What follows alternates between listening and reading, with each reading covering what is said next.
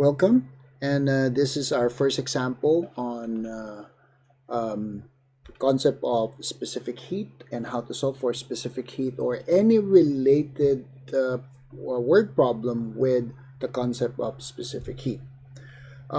First example we have here is how much energy is required to heat 35 grams of gold to from 10 degrees Celsius to 50 degrees Celsius. So it means that heat is added.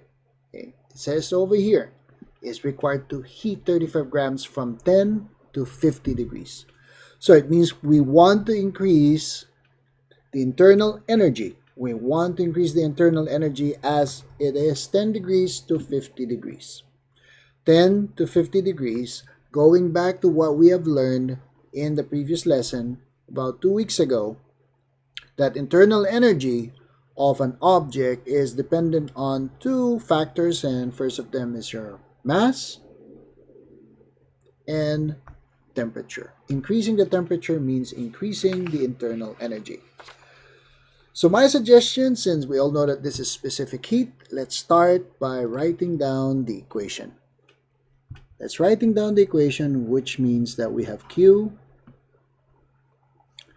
M, which is mass, multiplied by the Cp and delta T, or we can just say that this is C sub P, the final temperature minus the starting temperature or the initial temperature, T sub F minus T sub I.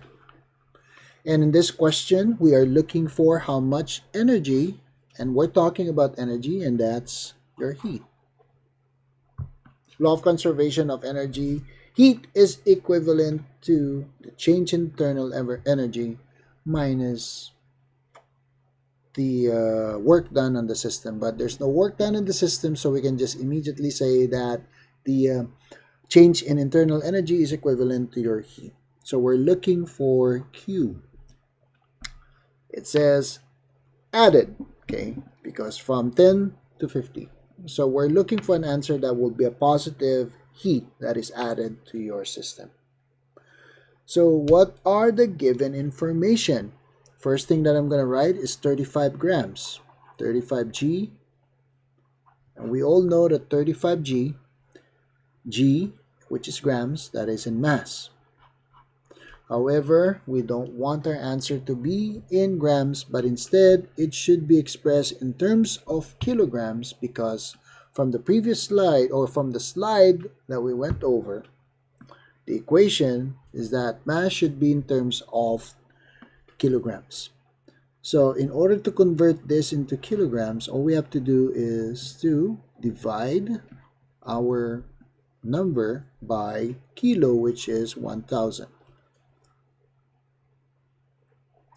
1,000 grams. So now you can cancel your grams. So all's left is in terms of kilograms. 35 divided by 1,000, so that will be 0.035 kilograms. So that's a lot of gold. Okay, that's a lot of gold. 0.035 kilograms of gold. Okay. Now, if our initial temperature is 10 degrees Celsius. Our final temperature is at 50 degrees Celsius. Looking at the equation, I know my mass, which is 0.035, final temperature of 50, minus the initial temperature of 10 degrees. What is the value of specific heat? Okay. So let me just show you a copy of the slide that you have seen from the earlier section of our lesson. Let's take a look at the specific heat of gold. Specific heat is on the right side. So if we look for gold, gold is right here, second to the last row. So it means that the specific heat of gold is 129 joules per kilogram degrees Celsius. So that we don't forget, let's write it down. C of P of gold is basically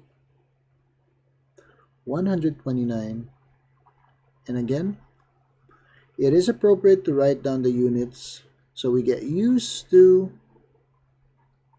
remembering the units that we are solving. If you notice that this first example that we have is a direct plug-in of information to our equation. So Q is basically M Cp Tf minus T sub I, or final temperature minus the initial temperature. Then my mass is 0.035 multiplied by the specific heat of 129, 50 minus 10, which will give us 40. Now let's use the calculators.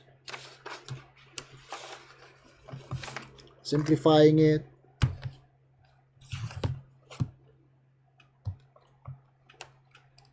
.035 multiplied by 129 multiplied by the difference of 40. This will give us an answer of 180.6 joules. And